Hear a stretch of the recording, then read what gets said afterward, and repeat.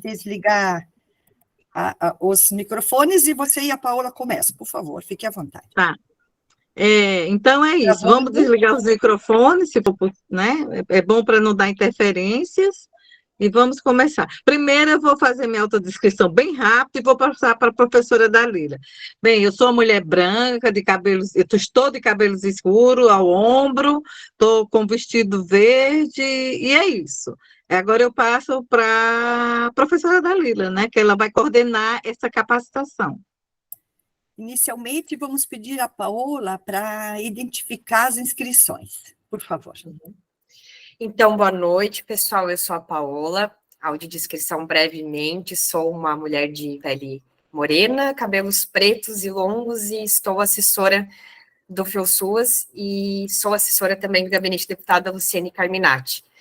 Então, nós temos inscritos para essa capacitação aqui os municípios de Florianópolis, São Francisco do Sul, Blumenau, Rio do Sul, São José, Timbó, Palhoça, Itajaí, tem até o pessoal de Canoas, Cascavel, Paraná, que também é inscrito, sempre tem outras pessoas de outros estados também sempre nos prestigiando. Balneário Camboriú, São José, Iraceminha, Xanxerê, Joinville, Camboriú, Lages, minha terra, Jaraguá do Sul, Porto Belo, bom, diversos municípios aí, São Luís, Itabuna e até Brasília, professora. Tem o pessoal entrando aqui também, a Norma entrando agora. E eu também, professora, pedindo licença, gostaria só de pedir para aproveitar que a sala está assim tão bonita, tem bastante gente, para a gente fazer a nossa foto. Pode ser todo mundo abrir as câmeras, né, para a gente fazer uma foto inicial e depois a gente pode fazer outra também. Vou muito fazer bem. Pessoal, abrindo as câmeras com um lindo sorriso perto da câmera e a Paola vai nos avisar na hora da foto. Isso. Então, vamos lá. Deixa eu só aceitar que tem gente pedindo para entrar. Então, vai. 1, 2, 3 e já. Aí, deu boa. Isso. Pronto, pessoal. Já passo para ti, tem mais gente entrando aqui. Isso. Daqui a pouco a gente faz mais fotos. Então, que bom que a Norma chegou. Norma, boa noite também.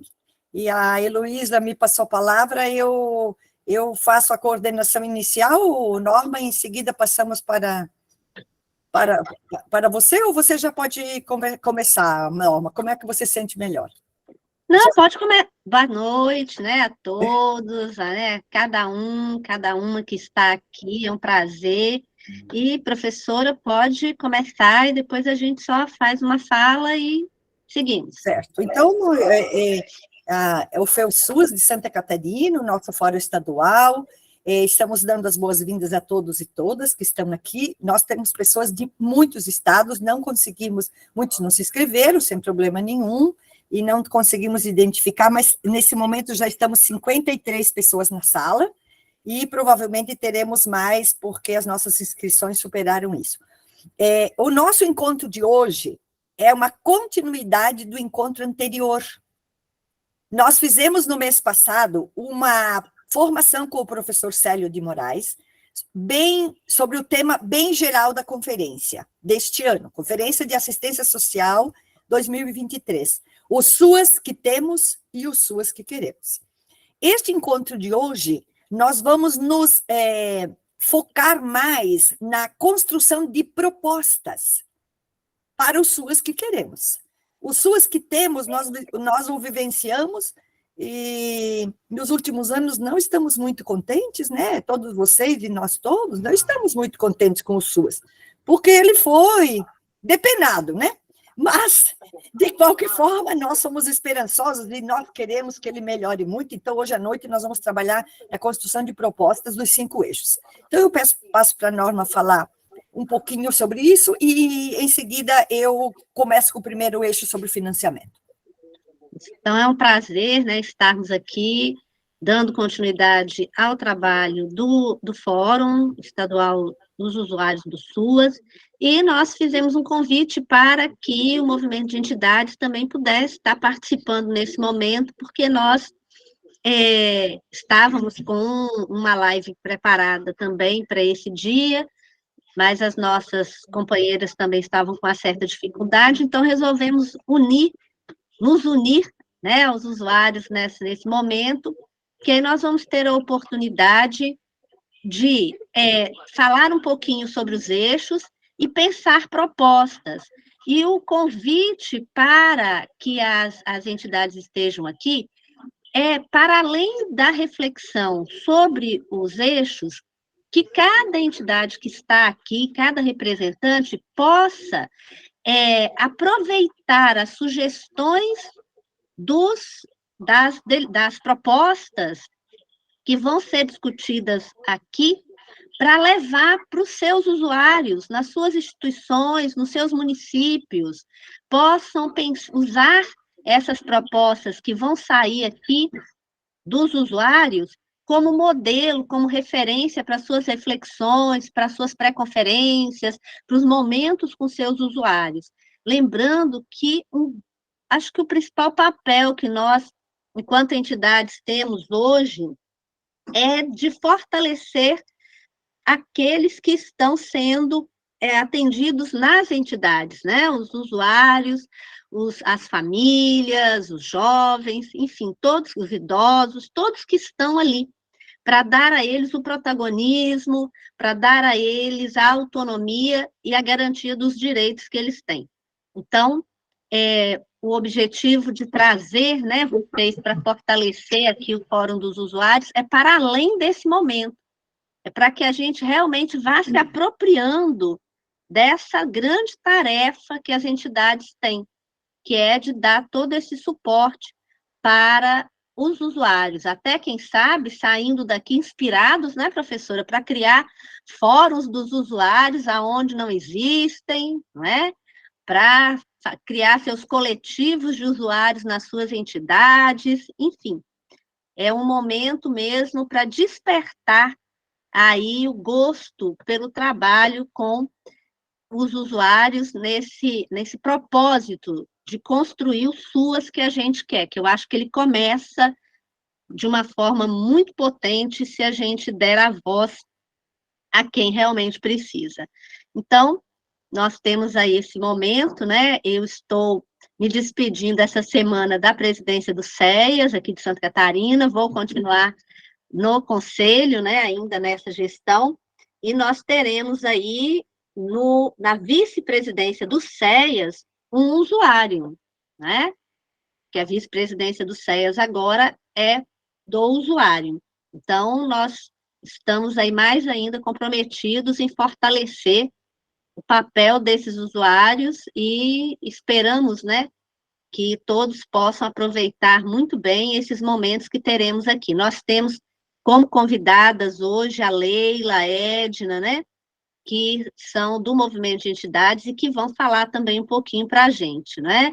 A gente já agradece aí a boa vontade, a disposição delas, agradece às entidades, os companheiros do movimento que puderam estar conosco, e, professora, pode começar aí a sua fala. Heloísa, né, muito obrigada, né, por estar aí nos cedendo aí esse espaço para a gente construir essa parceria e fortalecermos, né, cada vez mais. Então, professora, fique à vontade.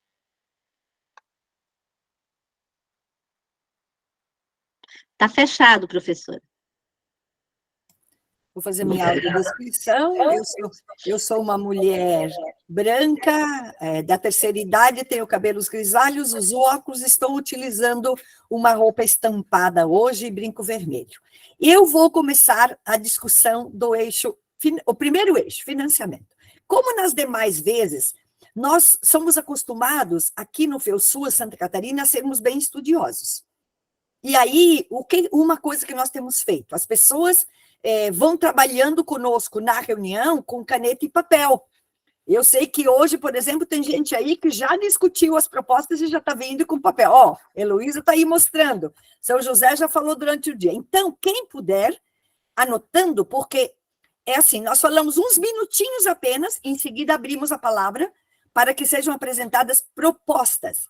Nós podemos apresentar aqui tanto propostas, se você sentir que é importante para o município, porque ainda a sua conferência não foi feita, pode. Mas nós estamos focando mais propostas estaduais E podem vir propostas nacionais, porque, lembrando a todos e todas que estão aqui presentes, que quando nós fazemos a conferência municipal, nós fazemos um elenco de propostas para o nosso município, mas nós também temos que enviar propostas para o nosso estado e também propostas para o nacional.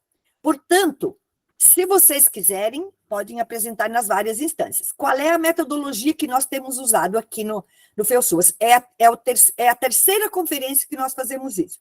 Já fizemos em 21 e já fizemos em 2019 também. Nós escrevemos as propostas, então eu vou solicitar para que Norma colabore e também Paola, eu também vou fazendo isso, anotando as propostas, depois nós vamos escrever e nós vamos divulgar nos nossos grupos, ok? Vamos divulgar, então, Norma depois passa para os grupos das entidades as propostas que saíram aqui. Então, vamos iniciando com o eixo financiamento. Eu abro aqui um slide apenas bem simples que eu tenho aqui para dizer assim, né, que o financiamento da assistência social, ele é obrigatório, tanto o financiamento como o orçamento. As três instâncias, federal, estadual e municipal, têm obrigação, por lei, de financiar a política, as ações da assistência. E é por meio do recurso que nós vamos ver o compromisso e a responsabilidade do nosso gestor. Se o gestor coloca recurso raso, pouquinho que não dá para nada, já estamos vendo qual é o compromisso dele com os usuários da política. É um compromisso pequenininho. Se ele coloca muito mais recursos, se nós temos condições com aquele recurso de avançar, mostra que aquele gestor é comprometido. Então, nós aqui em Santa Catarina, por exemplo, já falando, este ano está tão vergonhoso que é uma dos mais baixos da nossa história, apenas 0,18% de recursos estaduais para o SUAS. Baixíssimo, baixíssimo. Então, isso quer dizer o quê? O orçamento anterior, o governo anterior, que fez o PPA e que esse ano é o último daquele governo, mostra o descompromisso total com os vulneráveis, com os pobres, com as pessoas que sofrem risco social. Então, nós já estamos entendendo aqui. Compromisso com o financiamento é compromisso com os usuários da política, com os trabalhadores da política, com as entidades. Ok? Esse primeiro ponto fundamental para entender o que é. E depois, em seguida, nós precisamos lembrar o seguinte, que o financiamento deve contemplar, deve cuidar, deve responder às especificidades das regiões do Brasil. Então, por exemplo, nós temos regiões no Brasil que é Pantanal. Nas outras regiões, por exemplo, a região amazônica, onde tem muita água, onde o CRAS, o CREAS, eles são sobre as águas, são barcos. Nós temos o cerrado, nós temos o semiárido, e nós temos o pampa, não é? Então, o que nós temos? As variedades das regiões. Um CRAS na área urbana não é a mesma coisa de um CRAS na área indígena, ou numa área de ocupação. Não é. Então, nós temos que pensar assim, o financiamento, ele deve ser pensado nas várias regiões brasileiras, com as particularidades das regiões brasileiras. Qualquer brasileiro, do norte ao sul, do leste ao oeste, tanto faz. O povo ribeirinho, o povo das matas, os indígenas, os quilombolas, todos devem ser pensados no financiamento. Não dá para pensar CRAS, CREAS, ou serviço de acolhimento, ou acolhimento para mulheres só em áreas urbanas, ok? Então, este é um ponto fundamental para nós, a gente pensar isso. Em seguida, a gente quer lembrar que o financiamento da política, ele deve se preocupar com as desproteções, ok? Ele tem que ser planejado, então a gente faz um PPA, lembrando aqui, o que é PPA? Plano Plurianual. Que ano que a gente faz isso? 2023 é o ano do Plano Plurianual. Federal, estadual. Municipal, não. E no ano depois das eleições municipais se faz o PPA nos municípios. E aí se faz as leis e diretrizes e as leis orçamentárias cada ano. Então, quais são, o que o financiamento deve se preocupar? Quando faz o planejamento, ele deve se preocupar com as famílias e os indivíduos que vivem em desproteção, ok? Esta que é a grande questão. Quem vive em desproteção, aquelas pessoas que vivem em maior desproteção, devem ser os primeiros a serem pensados no planejamento da assistência. Então, quando nós estamos lá como conselheiros, ou no fórum de usuários, ou nós somos ativos no município, e se não somos, vamos entrar e ser ativos, nós temos que pensar, população de rua hoje é a que está sendo menos pensada? Então, é essa população. Os indígenas são os menos, ou são as crianças ou adolescentes? Não é? Então, esta questão é muito importante. O slide está atrapalhando a visualização? Eu tenho falado um pouco com o slide e um pouco sem. Atrapalha o slide? Se alguém quiser me responder. Na verdade, professora, o slide não está aparecendo. Não está ótimo. aparecendo. Ótimo. Então, porque é só para mim mesmo, que eu estou só me dirigindo aqui para eu ficar no tempo. Tá? Então, o que aconteceu nos últimos anos? Nos últimos 6 anos? Nós tivemos grandes cortes. A gente chama isso de desfinanciamento no SUAS. Cortes imensos. Nós chegamos a ter apenas 49% do orçamento que deveria ser 100%. Isto, o que aconteceu? Comprometeu a garantia de um trabalho socioassistencial, comprometeu a possibilidade de um bom trabalho. Então, como a gente sentiu isso? Muitas ações foram suprimidas, trabalhadores não foram contratados, e equipamentos públicos, como CRAS, ou CREAS, ou casas de acolhimento, ou Centro Pop, ou outros, entidades mesmo sofreram, porque não receberam recursos, alguns foram desativados, outros foram sucateados, e não houve expansão, ouçam bem isso. Na região de vocês, nos últimos 6 anos, quantos CRAS foram construídos? Quantos CREAS? Se não foram, será que essa conferência a gente não teria que dizer alguma coisa nesse sentido? Tanto municipais como regionais? Não é?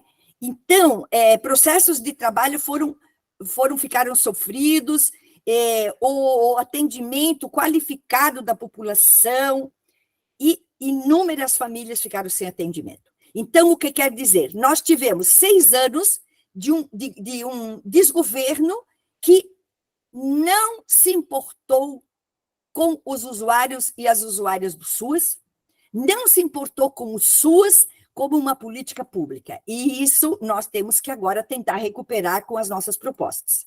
Não é? É preciso, então, lembrar que a política da assistência social ela tem um caráter não contributivo, né? Então, é preciso levar em consideração a responsabilidade constitucional, em lei, do Estado brasileiro de atender às demandas da população, né? Então, nós precisamos não ter medo de falar de financiamento. Eu tenho feito capacitações em municípios, falam sobre tudo, mas na hora do financiamento as pessoas não falam porque acham que o recurso é da prefeitura. Não é, pessoal. O recurso que está lá para as políticas públicas é dos impostos, portanto, é público. Então, nós podemos colocar o bedelho? Sim, nós temos que colocar a colher e perguntar quanto dinheiro tem, mas é melhor que a gente já saiba. Então, nós temos que ter acesso às planilhas. E quem está no conselho, que tem os valores, precisa divulgar. As planilhas que a gente recebe nos conselhos não é para guardar, fazer segredo, porque o recurso é público. Recurso público precisa ser publicizado. Então, é muito importante pensar sobre isso e poder falar sobre isso, né? Lembrando que os recursos são públicos, portanto, têm que ser colocados em debate para o interesse público, ok? E lembrando das lutas que nós já temos. Então, financiar para expandir serviços, financiar para expandir, qualificar os SUAS, financiar para contratar mais trabalhadores, financiar para quê? para fazer equidade social. Equidade social é mais do que justiça, é dar às pessoas aquilo que elas precisam. Ok? Equidade é dar a cada um aquilo que ela precisa, aquilo que essa família precisa. Então, resumindo tudo isso, eu estou abrindo agora para quem quiser apresentar alguma proposta. Lembrando que, a nível nacional e a nível de Santa Catarina, nós estamos numa luta por 1% do orçamento para o financiamento, né? Fico muito feliz, estamos com muita gente na sala, e então abro a palavra, quem quiser levanta a mão. A gente precisa levantar algumas pequenas propostas, não vamos ter tanto tempo, porque cada um de nós tem o máximo. Eu já meio que quase extrapolei o meu horário aqui, mas enfim, eu só tenho 10 minutos. Quem quiser, fique à vontade para levantar a mão. Qual é uma proposta boa para o Brasil ou para Santa Catarina, ou se alguém quiser levantar para o seu estado. O pessoal do Fórum de Santa Catarina já sabe. Muito bem. Heloísa e Tatiana levantaram a mão. Heloísa, por favor, pode falar. Qual é a tua proposta? A minha proposta é justamente isso, professora. Tudo que a senhora falou aí é garantir 1% do cofinanciamento, né? Para atender e dar equidade àqueles que precisam, da forma que de cada um precisar. E outra coisa importante é ter gestão para gerir, porque não adianta ter ter orçamento, se a gente não tem uma boa gestão, porque quando eu estive como é que se diz, no CMS, a gente vê dinheiro voltando para o nacional, né, para o governo, então tem que ter gestão, né? Ok, muito isso, professor. Obrigada, Luísa, muito bom, 2 boas propostas. Pois não, Tatiana, ficou à vontade. Tatiana. Boa noite, né? Primeiramente, obrigada por esse espaço, acho que está sendo bem importante essa discussão, porque realmente nós temos à disposição recurso público e muitas vezes deixamos passar porque não temos essa gestão, porque acaba sendo descentralizado. Então, como é a primeira vez que eu participo aqui, né, represento a Silvia, do Projeto Pescar, que tem cadeira, então ela me convidou para participar. Eu faço uma pergunta. Tá? Sim. A senhora comentou agora há pouco que existe o recurso que foi destinado 0,18%, que ele é muito pouco.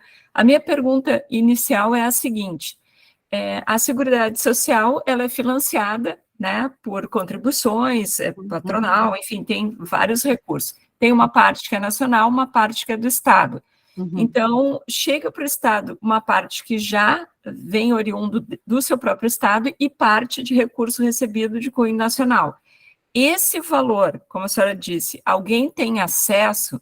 Se tem, como é? Porque o Estado ele não pode se apropriar e nem apropriar para outro tipo, ele não pode trocar a destinação da verba. E assim, me parece que de modo nacional não existe uma cobrança sobre o mau uso desse dinheiro, né? E porque, de certo modo, acaba sendo uma apropriação indevida. Porque se existe o recurso, existe o projeto e não é destinado, está indo para outro lugar. Ok, então, a Karen está perguntando se podemos disponibilizar. Sim, nós podemos disponibilizar tudo, mas lembrando que está sendo gravado no YouTube, tá?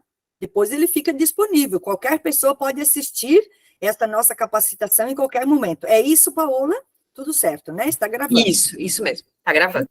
Muito bem, eu vou responder então para a Tatiana, muito obrigada pela questão. A Fundação Projeto Pescar é de onde, por favor, podia dizer? De Porto Alegre. De Porto Alegre, muito bem. O que eu posso informar? A maioria dos recursos do financiamento federal é passado diretamente aos municípios. Então, o recurso federal não passa para o Estado passar para o município, não é direto. Para os 5.600 e tantos municípios. O recurso mais forte do SUAS é federal, sem dúvida, né? Por exemplo, o BPC. O BPC, eu acessei semana passada, ano passado, pagou 70 olha a boca de bilhões. 70 bilhões para a pessoa com deficiência idosa. Então, o forte do financiamento do SUAS é do governo federal. Então, o que vem para os estados do governo federal? Não vem muito, não. Vem para a gestão, vem para a capacitação de trabalhadores, que é o Capacita SUAS, e para alguns outros pontos. Esse 0,18 que eu queria dizer é do estado de Santa Catarina para o SUAS de Santa Catarina.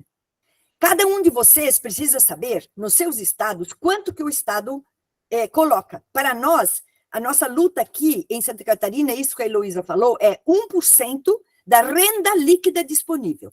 Este ano, seriam mais de 300 milhões. Que poderíamos construir CRAS, CREAS, etc. e tal. Esse ano vai repassar 50 milhões. Então, é uma vergonha, na verdade, é 0,18, é pouquíssimo. Nós poderíamos ter muito mais, eu acho que até chegaria a 350 milhões. Então, isto é que nós, primeiro, temos que saber. Segundo, se não coloca o dinheiro para nós, vai para onde? Essa pergunta que nós temos que fazer. O governo de Santa Catarina não tem dinheiro? Tem. Muito bem. Se ele tem, aonde está indo que não vem para o SUAS? Isso também nós temos que estudar. Então, eu, infelizmente, não tenho condições de aprofundar isso aqui, mas queria dizer para vocês que a gente sabe aqui em Santa Catarina onde está indo o dinheiro. Né? Não, aqui, mas talvez, como encaminhamento de proposta, seja fazer esse encaminhamento junto às autoridades que têm competência para esse retorno. Né? Muito bem. Então, você diz no sentido de buscar informações, né? E até requerer mesmo, né? Requerer. Muito bem. E requerer, claro. Nós aqui em Santa Catarina temos essa luta renhida dos últimos... Nós estamos desde 2015 com essa luta do 1%, e nacional também. Obrigada, vamos para Celeste Seara, a terceira que se inscreveu. Pode ser, Celeste, por favor. Boa noite, gente. É um prazer estar com vocês. Boa noite, Norma, meu abraço aí para você, minha parceira e colega, né? O plano plurianual, quando ele é construído nos municípios, ele parte de uma lei que é autorizativa. Essa lei ela não é clara e não especifica o valor que deve ser repassado. Quando questionamos, quando vamos para esse PPA, eles dizem que a lei é autorizativa, não é impositiva. Portanto, nenhum gestor público tem o interesse de repassar o recurso como é determinado pela lei. No entanto, eles afirmam, dentro das próprias câmaras de vereadores, que esse gestor ele pode determinar onde quer que vai esse recurso, porque ele pode mudar de uma pasta para outra. Eu acho isso imoral. Então, ao invés deste recurso ser determinado para tal secretaria, a gente precisa verdadeiramente fazer com que essa lei seja impositiva a partir do nacional. Perfeito? Essa é a minha indicação. Obrigada. Só complementando a fala da colega agora que acabou de dizer, é autorizativa, só que a contribuição ela é com fim específico. Então, eles não podem mudar o fim específico por uma legislação infraconstitucional que diz que é autorizativa. Então, na verdade, isso é inconstitucional, me parece. Inconstitucional, mas eles mudam, sim. Não, Tatiana, que exista, mas eu acho que pode ser um ponto a ser visto nacionalmente. Isso. Sim. A Tatiana está citando o artigo 195 da Constituição Federal, que diz como se financia a Seguridade Social. Então, tem o financiamento da Previdência, o financiamento da saúde, que é vinculado, porque aí tem 15% tem que ser para a saúde, 25% para a educação é vinculado. E nós estamos querendo vincular 1%. Se nós conseguirmos vincular 1% federal, e se nós conseguirmos vincular nos nossos estados alguma coisa, quanto mais, melhor. Nós aqui em Santa Catarina estamos com 1%. Seria maravilhoso. E essa é a nossa luta e eu concordo. Gente, então, 3 inscrições eu agradeço muito. Demais propostas, tudo no chat. Já recolhi aqui, agora eu passo para a Norma, que vai para o eixo 2. Pessoal, no final ainda tem chance de vocês dar propostas, tá? Ok, obrigada. Norma, você. Nós vamos tentar fazer bem corridinho, né, professora, para que vocês tenham condição de estar fazendo as propostas, porque a ideia é provocar mesmo a reflexão de que proposta a gente pode apresentar lá na conferência, né?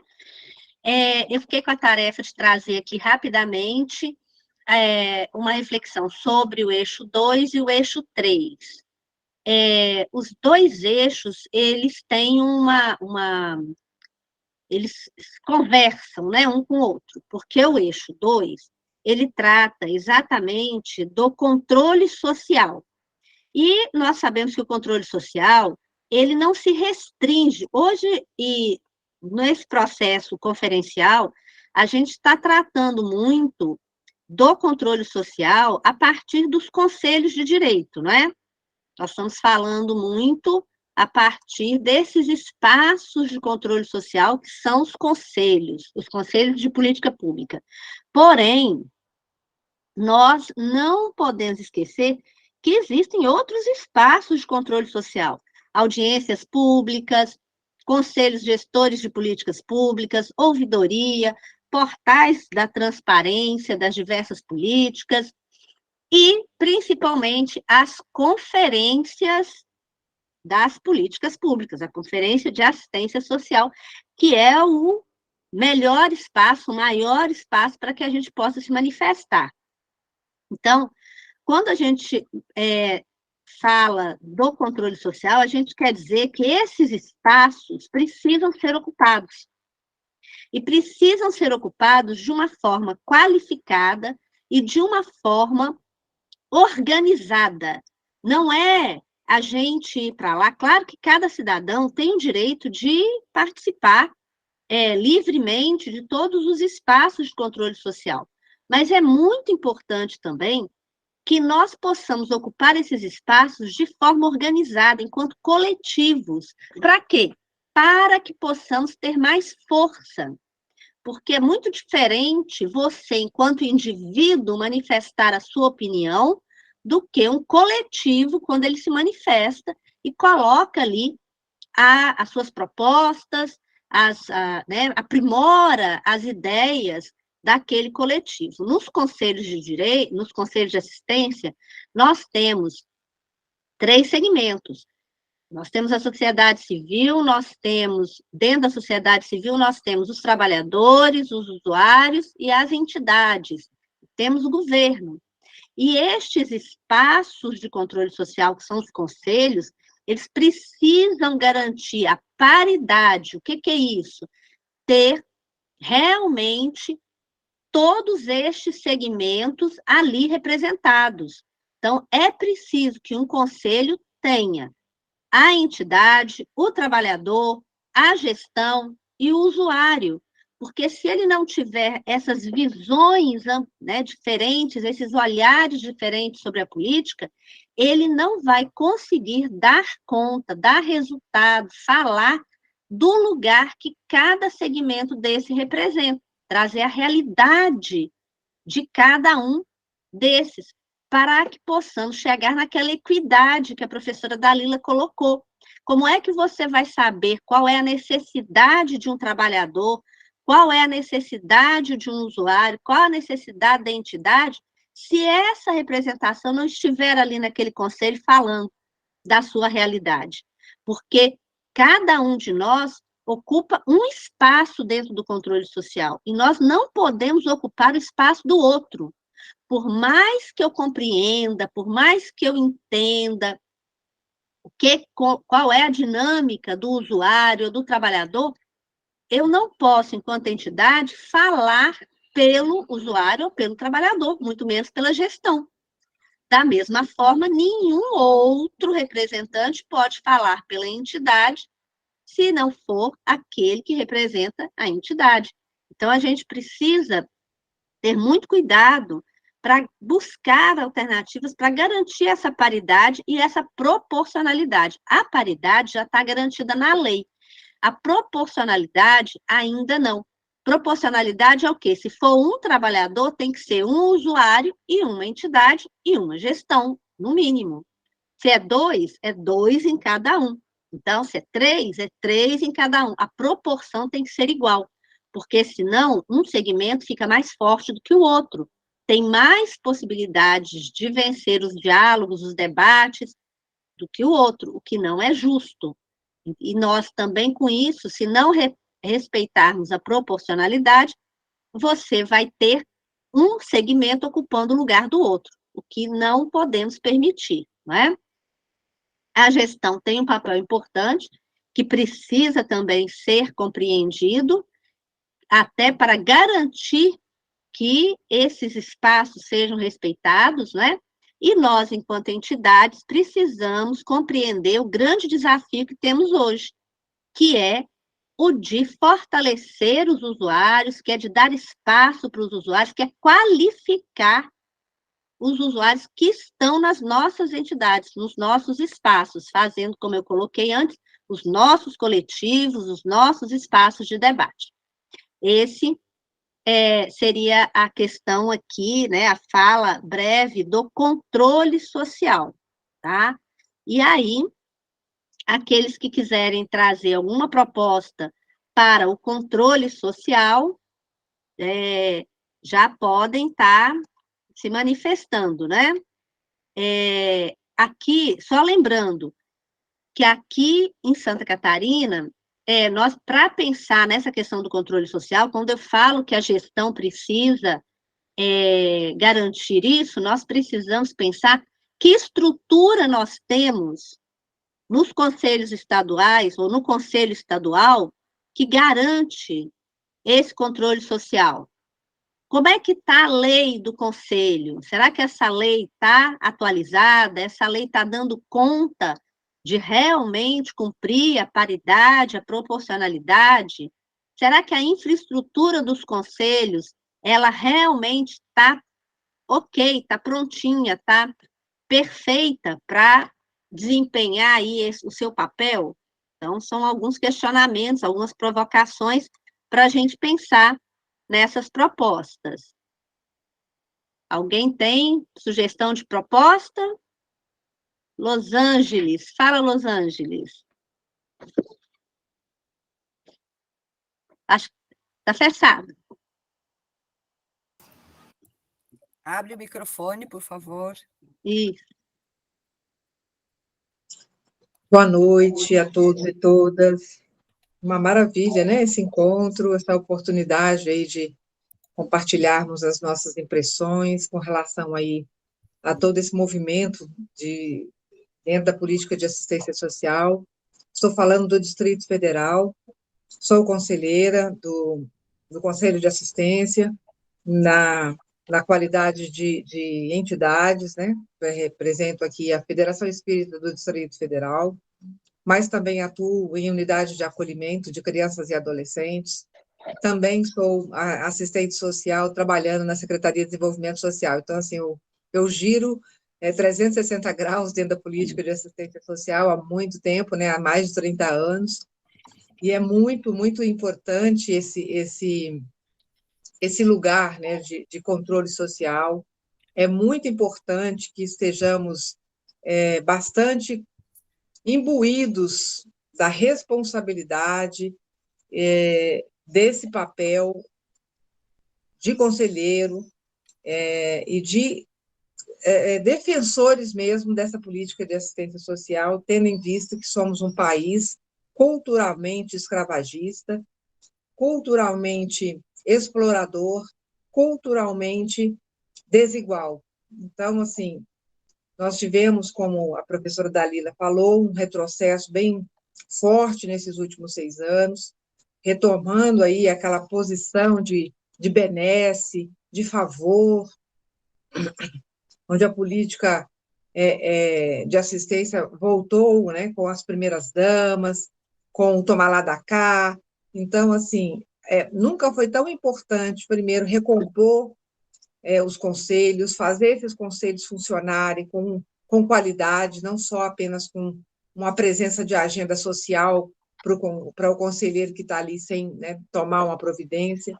E nesse momento de conferências, né, de assistência social, é importantíssimo que nós possamos nos mobilizar para estarmos presentes em todos os espaços conferenciais, oferecendo subsídios para essas questões que estão postas aí dentro dos eixos e algumas outras, né? Então, financiamento, recomposição, né? Essa coisa do SUAS que queremos, mas não é o SUAS que queremos, é o SUAS que precisamos para dar conta da demanda crescente de pessoas em situação de vulnerabilidade em todas as situações. Então, assim, eu posso até querer determinadas coisas, mas eu preciso olhar a necessidade, né? O que nós necessitamos hoje, praticamente, começar quase que da página zero, dependendo da situação e do local de que nós estejamos falando, para poder colocar tudo nos trilhos de novo, né? Reconstruir os CRAs e os CREAs, conceitualmente, inclusive. Nós estamos falando de estrutura física, de estrutura material, recursos humanos, e esses conceitos, né, que precisam ser retomados dentro da política de assistência social, porque para baixo todo santo ajuda, agora para cima haja esforço para poder a gente pensar novamente essa política como um direito, como uma proposta de cidadania para as pessoas que dela necessitam. Isso. Obrigada, Los Angeles. Vamos só lembrar o pessoal, assim, né, de ter uma fala bem brevezinha com a proposta para a gente dar oportunidade a todo mundo. Acho que a Simone se inscreveu e depois a Heloísa. Exato. Simone.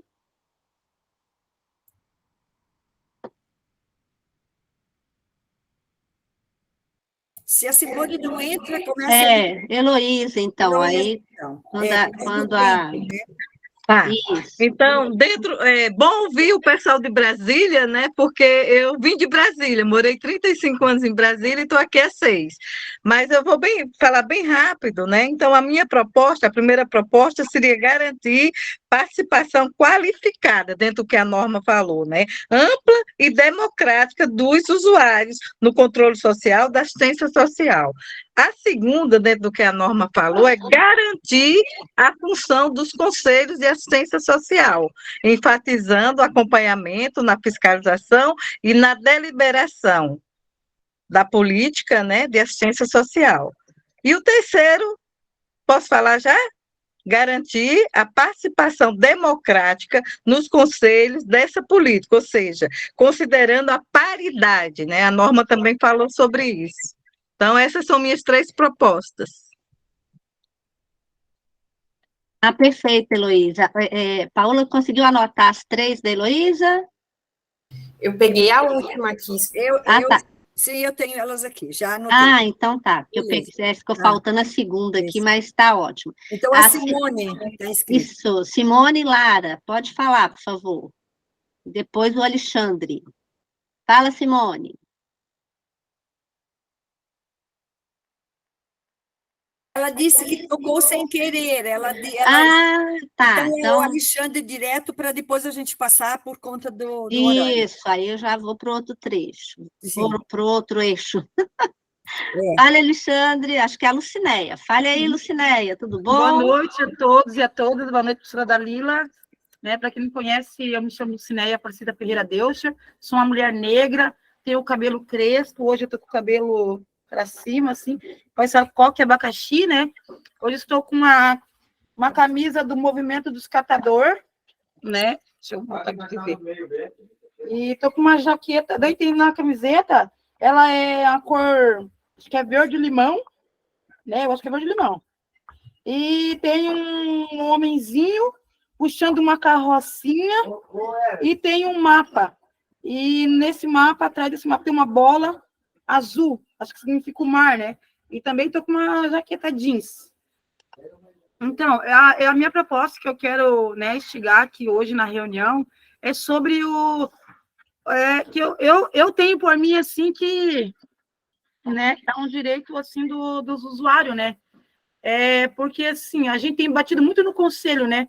Cobrança de participação da reunião, né? Quando a gente falta alguma reunião no conselho, né, eles cobram muita gente, né? Hoje não deu corpo porque a sociedade civil não veio, né? Mas o governamental sempre está faltando as reuniões. E a gente cobra, eles falam o seguinte assim, né? A gente não pode obrigar, a participar. Eles trabalham voluntário. O trabalho deles é voluntário, então a gente não pode cobrar, a gente não pode exigir que eles participem da reunião. Só que nós somos voluntários 2 vezes, nós somos voluntários, né? Nós não recebemos nada para estar participando das reuniões do conselho, não recebemos nada para ser conselheiro, nós é voluntário geral, não recebemos nada, né? Muitas vezes, eu não digo que nós perdemos, né, horário de serviço, dia de serviço. Para nós é um ganho, né? Está lutando pela política da assistência social, né? Mas os trabalhadores, eles ganham o dia, porque eles não trabalham, né? Se não for sábado ou feriado, eles estão lá prestando serviço, estão ganhando o dia deles, o salário. Nós não, nós vamos lá, nós trabalhamos com reciclagem. É um dia que nós deixamos de ganhar, né? Nós estamos ali, nós não estamos produzindo. Isso assim, faz falta no nosso orçamento, né? Faz muita falta no nosso orçamento, que nós não trabalhamos registrado, não temos remuneração, né? Então, assim, que eu queria propor que os conselheiros usuários da assistência social ganhassem uma diária, né, pelos dias que fosse nas reuniões do conselho. Porque antigamente o conselho tutelar também é gratuito, hoje recebe. Era voluntário conselheiro tutelar, né? Hoje recebe. O bombeiro também era voluntário, hoje recebe. Por que não os usuários também não podem receber uma diária pelo dia de trabalho dele no conselho, né? Essa é a minha proposta. Eu também tenho uma proposta também. Eu tenho uma proposta que a reunião do conselho venha a ser feita no sábado. Daí se torna voluntário, realmente se torna voluntário, né? Deus que me livre, a gente falar para fazer uma reunião no sábado ou no feriado, ninguém quer, né? Porque não ganha nada. Daí fala que é voluntário, mas estão recebendo, né? Então, no horário de serviço, daí se for no sábado, fica voluntário mesmo.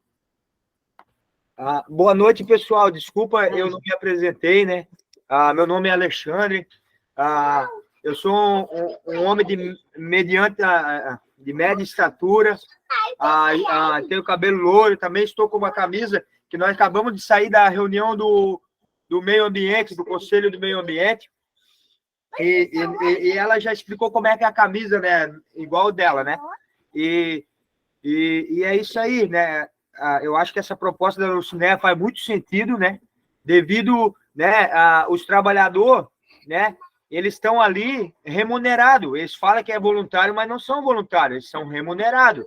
Porque eles não fazem reunião de conselho fora do horário do trabalho. Então, por que o usuário tem que ir e não ganha nem a diária, né? Para poder se alimentar, para poder, né? Quando é dentro da cidade, não ganha, né?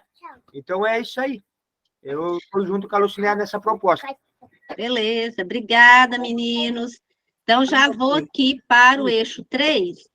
E se vocês tiverem, enquanto a gente vai fazendo aqui a conversa, se lembrarem de mais alguma ideia que possa servir para o eixo 2, podem colocar aí no chat que a gente vai incluir aqui nas sugestões e depois a gente encaminha tudo para vocês.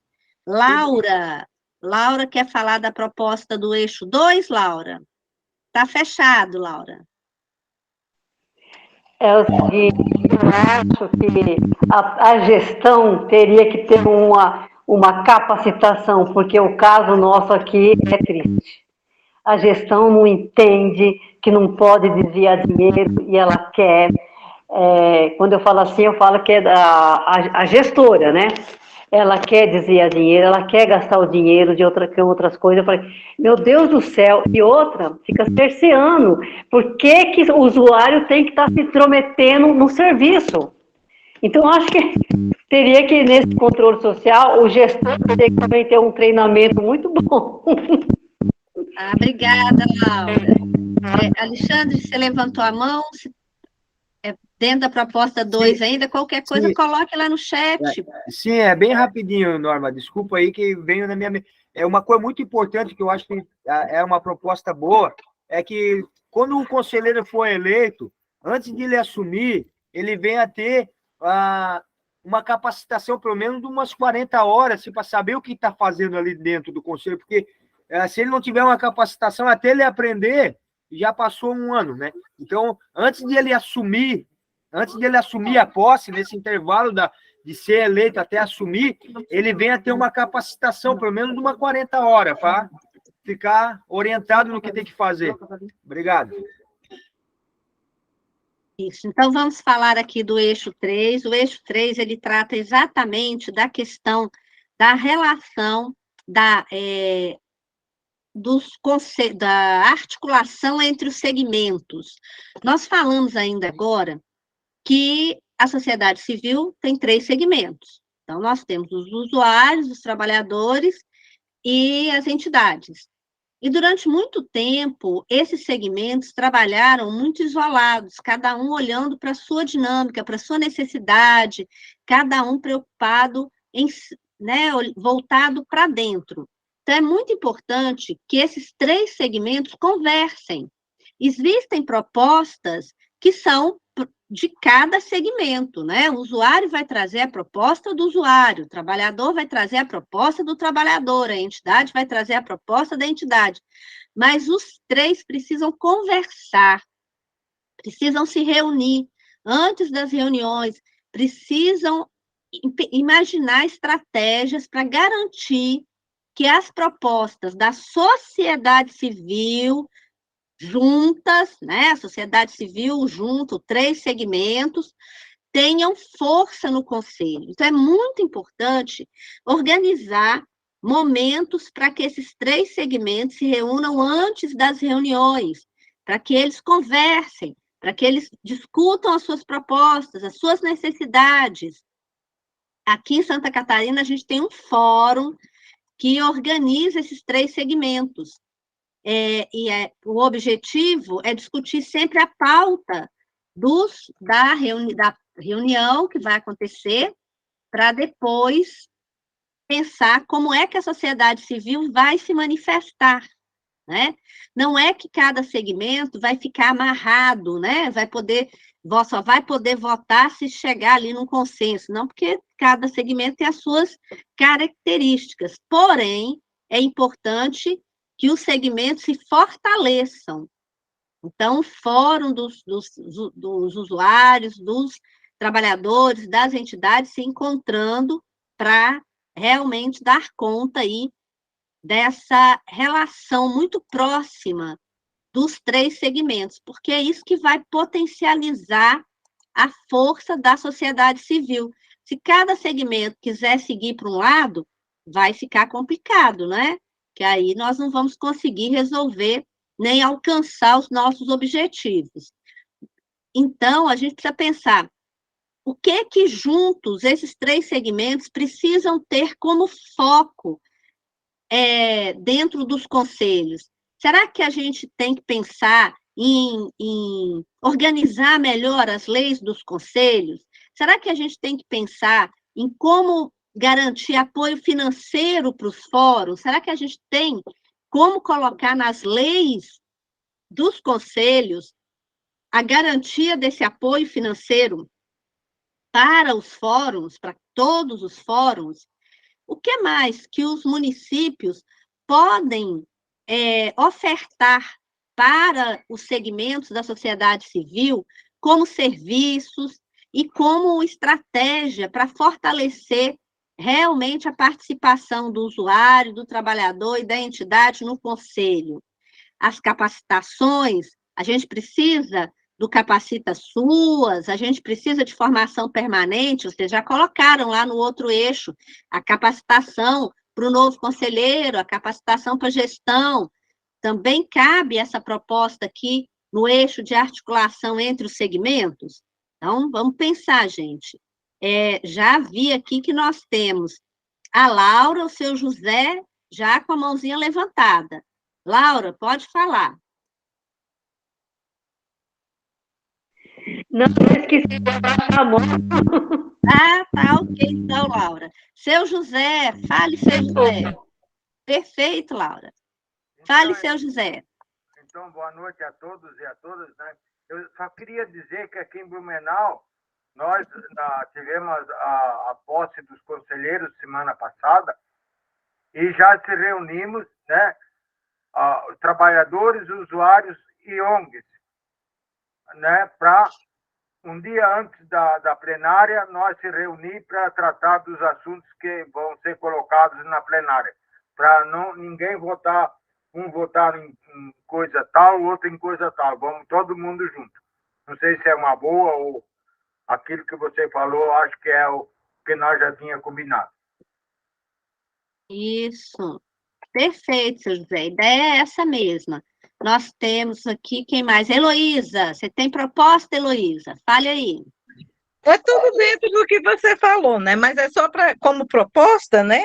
Então, é garantir a participação social, que eu anotei aqui, né? Na construção de parâmetros para o atendimento qualificado e emancipatório dos usuários e usuárias do SUAS. Com isso, a gente fortaleceu os fóruns, os coletivos, né? E dá capacitação, porque o usuário, ele só pode ser emancipado mesmo, né? Como é que se diz que a gente chama? Protagonista da assistência social, se ele tiver conhecimento. Para isso, ele tem que ser capacitado. Então, fortalecer os fóruns é essencial. Aí tem outra aqui que eu anotei, efetivar uma participação social que contribua para combater as desigualdades sociais e ampliação dos direitos socioassistenciais. Seria só essas duas, tá, Norma? Beleza, Heloísa, maravilha. Alguém mais tem proposta, gente? Quer trazer? Se não tem problema, vão pensando, pode colocar lá no chat, tá? Professora Dalila. Eu acho que nós precisamos trazer aqui para público uma grande preocupação que nós temos, que é o seguinte: existem os recursos nas leis estaduais do FES, que é o Fundo Estadual de Assistência de todos os estados, mas esse recurso, com muita dificuldade, chega aos 3 fóruns. E nós precisamos de recursos dos fóruns, porque nós, sociedade civil, precisamos lutar por isso. Então, aqui em Santa Catarina, nós ainda não achamos uma forma, tá? Nós conseguimos colocar na lei do FES, isso foi uma conquista nossa. Nós colocamos lá na lei que o FES deve repassar recursos para os fóruns, para o fórum dos usuários, dos trabalhadores, o fórum das entidades, para o FEPAS, que é essa organização. Mas nós não temos ainda uma lei, e depois, na hora de repassar, tem que ser CNPJ, etc. Então, nós estamos ainda com um problema. Se alguém de vocês, de algum estado, tem uma solução para isso, ou põe no chat, ou toma a palavra, nem que seja depois, e fale, porque nós precisamos pensar nisso. Nós aqui em Santa Catarina, o Fórum dos Usuários, precisamos de dinheiro para o quê? Para capacitação, para viagens, para apoiar os usuários nas suas lutas, e a gente não tem. Verdade. Tá? Então, queria trazer esse desafio para vocês, e se alguém tiver alguma solução concreta, né? E a gente quer uma proposta de vocês dos outros estados. Obrigada, Norma. Pode ir, que eu vou anotar essa questão aqui, tá? Então, gente, olha, muito obrigada, né, por esses minutos. Quem tiver proposta no eixo 2 e no eixo 3, podem estar colocando aí. A ideia desse momento é só uma provocação mesmo. E vamos agora convidar a nossa querida Leila Pisato, né? A maravilhosa Leila, que se dispôs a estar conosco aqui. Muito obrigada, Leila. Ela vai falar para a gente um pouquinho do eixo 4 e vai trazer as provocações também. Então, Leila, fica à vontade. Então, gente, respeitando o nosso tempo, eu sou uma mulher branca, idosa, de cabelos grisalhos, mais grisalhos, estou com vestido cinza. Se eu tivesse presencialmente, vocês iam ver que eu tenho 1,5 metro só de altura. Então, eu sou bem pequenininha. Larga, mas pequenininha.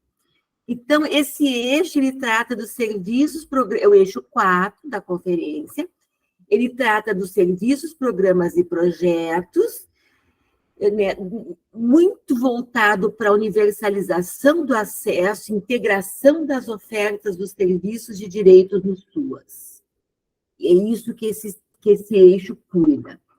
Então, o texto que nos orienta, ele traz 5 desafios para nós pensarmos nesse eixo.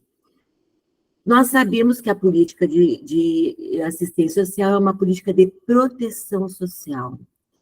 E as ofertas do SUAS, nos serviços, programas e projetos, elas são ofertas do atendimento. que está lá na LOAS, isso, na Lei Orgânica de Assistência Social. E elas são ofertas de primazia. A primeira responsabilidade de garantir a proteção social por meio do atendimento com serviços, programas e projetos é da esfera pública, que trabalha junto com a sociedade civil, de forma muito próxima, muito junto, e constituem juntos a rede socioassistencial do SUAS.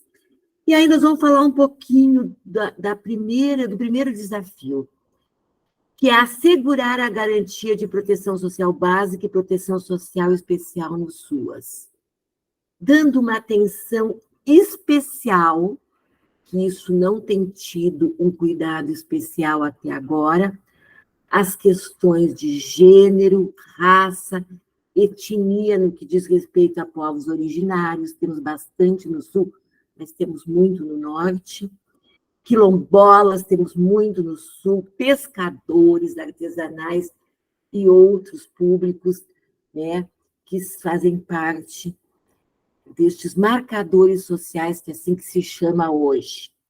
Cuidar as questões de território, eu não posso achar que uma oferta aqui no sul tenha que ser do mesmo jeito no norte ou no nordeste, por exemplo.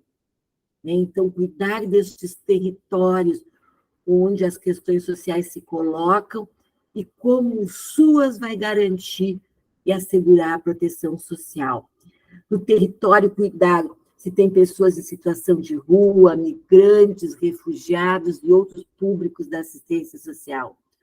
Cuidar da diversidade sexual, dos diferentes movimentos LGBT, QIAPN, cada vez tem mais siglas, mais agregações de siglas junto.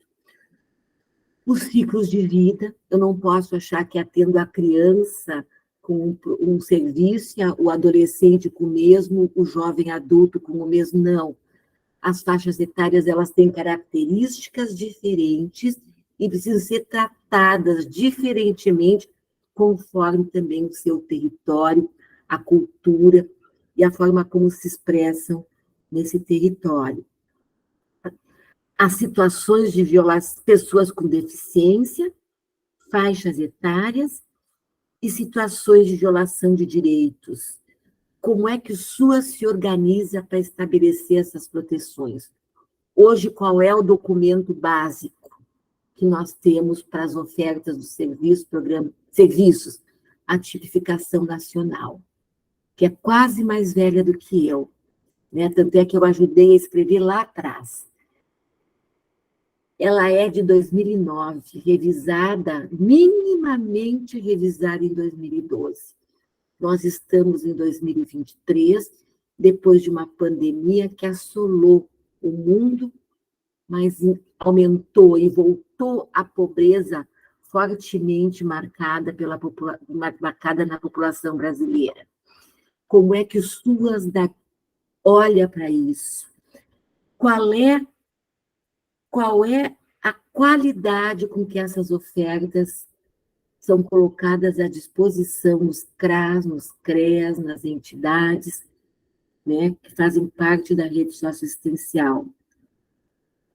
Precisamos, então, urgentemente ampliar o debate no campo socioassistencial, atualizando esse debate com a realidade de hoje, mas principalmente olhando para a tipificação, o que ela está nos dizendo, que ela possa nesse debate olhar para os novos serviços que foram criados ao longo deste tempo e que estão sendo pensados e realizados para atender às fragilidades, às vulnerabilidades e às exclusões desse momento, e que não estão lá na tipificação.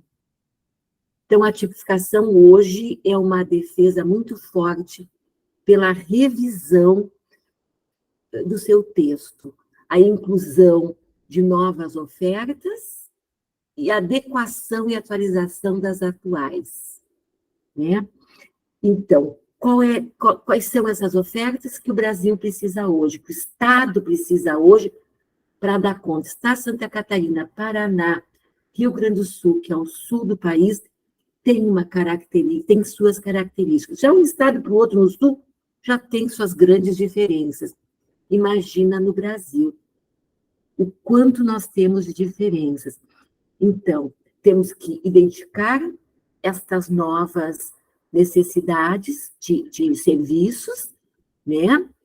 E também reconhecer as que já estão acontecendo de forma diferente. Outro item importante de desafio, o planejamento da execução dessas atividades e dessas ações ofertadas, né?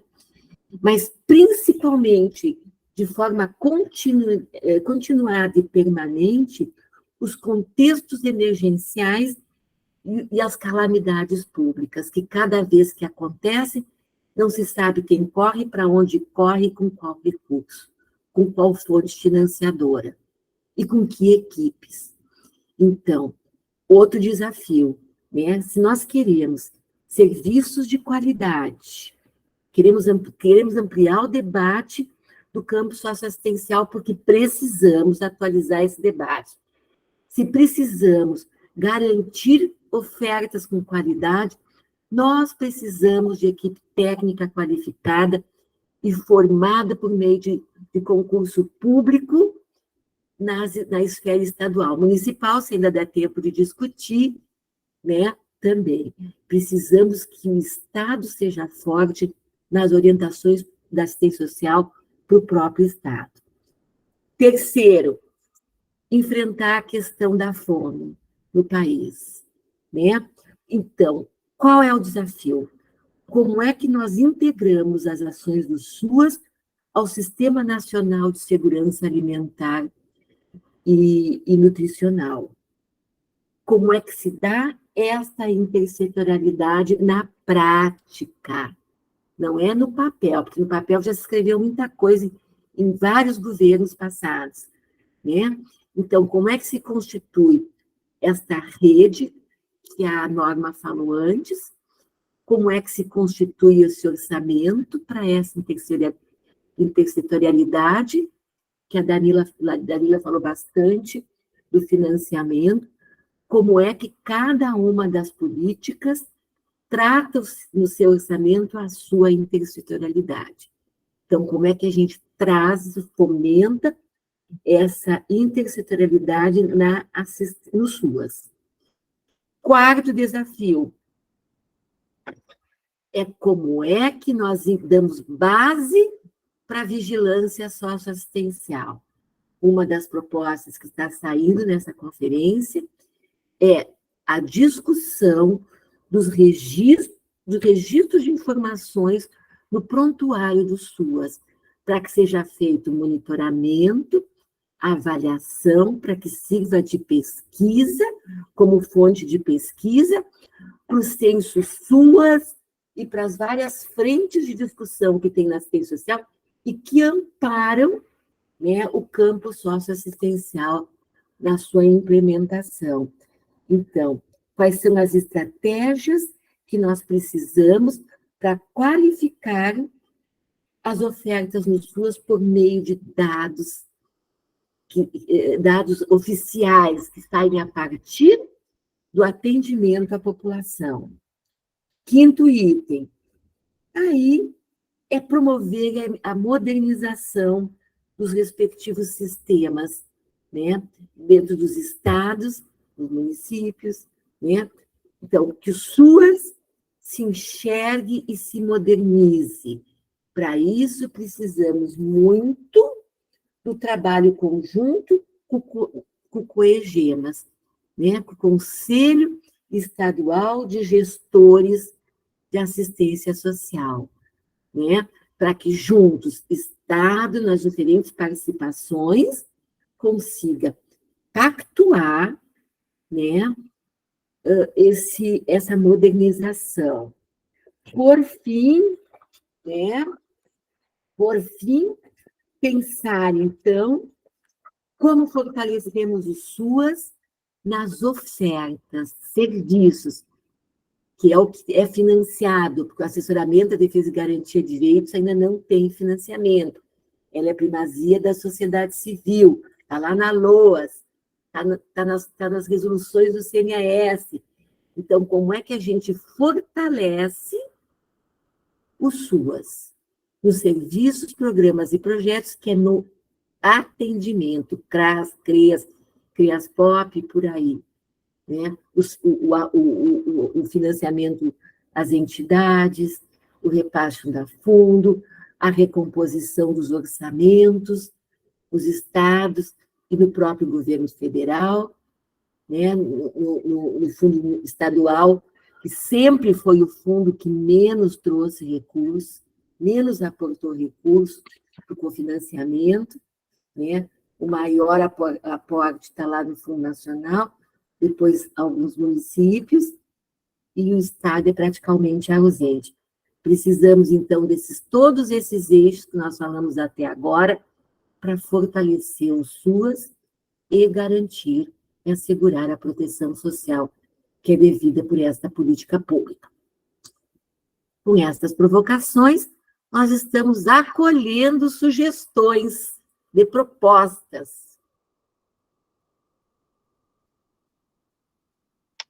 E aí, gente, quem tem proposta para... Eu até fiz algumas, né, gente? Eu até larguei algumas sugestões, que é o que a gente discute muito no MINES, discute muito no Conselho Nacional, discute muito nos espaços em que a sociedade civil participa. Heloísa levantou a mão. Fala, Heloísa. Oi, Heloísa. Tem mais alguém? É no que a senhora falou, né? Eu fiz aqui algumas, né? Tirei do que eu estou tirando geralmente do que eu estou ouvindo, né? Tá bom. Então, primeiro nós temos que ter, né, profissionais qualificados e através de concursos públicos, né? O segundo é incentivar todos os serviços à modernização, né? A modernização dos seus sistemas, né? De TI. E, por último, para que haja a vigilância socioassistencial, que é para dar um diagnóstico, nós precisamos de ter esses dois, né? Essas duas propostas aí. E, por último, né, a gente ter uma vigilância socioassistencial, né, que venha atender às necessidades dos SUAS, que venha nos dar realmente um prognóstico, né, para poder fazer o programa, sei lá, para poder, né, poder trabalhar, porque sem a gente fazer um plano, né, de trabalho, fica difícil, né, trabalhar aleatoriamente. Então, essas são as minhas propostas. Tá bem, Heloísa, eu acho que bem interessantes todas elas. Alguém mais levantou a mão? Acho que não. Eu gostaria da Dalila. A Dalila levantou a mão. Eu tenho mais dúvidas do que... Muitas propostas também, mais dúvida. Quando você levanta... Vamos aproveitar para aprofundar um pouco. Assim, já que você está aqui, Leili, você tem um grande conhecimento e está nesses grandes meios. Quando a gente fala da revisão da tipificação, eu concordo, está na hora. Por quê? Não porque quando foi feito não souberam fazer, não, porque a realidade é dinâmica. É isso aí. Não é, Leila? Nós que fomos conselheiras nacionais, eu me lembro quando nós aprovamos a política, nós sabíamos que ela não dava conta de tudo, mas era a hora de aprovar. Tínhamos que correr, aprovar, porque depois, logo, começamos a perceber, puxa, isso aqui podia ser mais e ser menos. Por exemplo, a minha pergunta é em relação ao CREAS, tá? Aos novos serviços do CREAS. Eu tenho ouvido bastante questionamentos há muito tempo, assim. Seria necessário um serviço específico para LGBTQIA+. Específico para isso? Porque, assim, precisa uma especialidade para esses novos desafios, desses novos desafios da realidade. Então, eu queria te perguntar sobre isso, tá? Sobre como é que você vê e se é por ali, o que mais que estão sendo falado em relação à tipificação. Um segundo ponto, que daí em cima disso a gente podia criar uma proposta que bota fogo, né, nas necessidades. Uma outra questão que eu percebo que, em relação ao que você diz da vigilância, a questão da vigilância é um grande desafio. A maioria dos municípios não tem. As entidades, então, não é? Porque lá, ao menos, eles têm que responder aquele negocinho simples para o Ministério. Mas as entidades, nem isso. Quer dizer, nós não temos dados concentrados do trabalho das entidades por município, porque não tem essa unificação. Quando você diz fazer um documento, tipo um cadastro único, não, você falou outra coisa, mas formulário, assim... prontuário do SUAS. Exato, obrigada que não me veio a palavra. Um prontuário do SUAS com muitas informações para todo mundo responder. Está sendo pensado isso, uma coisa também tipo unificada no Brasil. Como é que você poderia nos ajudar nisso? Porque são 2 grandes desafios esses que eu apresento, além de outros, tá? Depois eu tenho propostas. Obrigada, Leila. Ô, Dalila, isso que tu traz, essas questões que tu traz, para mim é um dia de discussão, tá? Para mim é um dia de discussão. Eu acho que tu trazes muito bem quando tu dizes que a tipificação, ela surge num momento importante e ela apresenta aquilo que era possível apresentar naquela época. O Brasil passou por muitos movimentos. Antes, a política de assistência social, por mais que a gente ainda esteja remando para que ela se fortaleça, né, tem um orçamento sério, um orçamento que não é cortado, porque mesmo esses 49% que ficou o orçamento, ele ainda foi cortado, né? Então, não foi executado todo, né? Porque nós acompanhamos a comissão de financiamento. Então, assim, ó, o enfraquecimento e o desmonte da política de assistência social, ela vem acontecendo já há mais tempo, né? E agora é recompor e atualizar ainda todos os nossos processos. Já tem um prontuário que deve ser utilizado pelos CRAS, né? Já existe isso desde 2015, eu acho, 2016, né? Mas, pelo que parece na discussão, não está sendo usado como deveria, porque é um prontuário enorme, tem que ser preenchido por uma equipe que não existe, as equipes são muito flutuantes, muitos CRAS têm o nome, mas não está com a porta aberta, já era assim antes, com a pandemia agora piorou, as equipes não são contratadas por concurso, logo muda o tempo inteiro, então tem muitos problemas para serem resolvidos. Então, o prontuário existe, cada frente de demanda de usuário exige uma equipe com qualificação.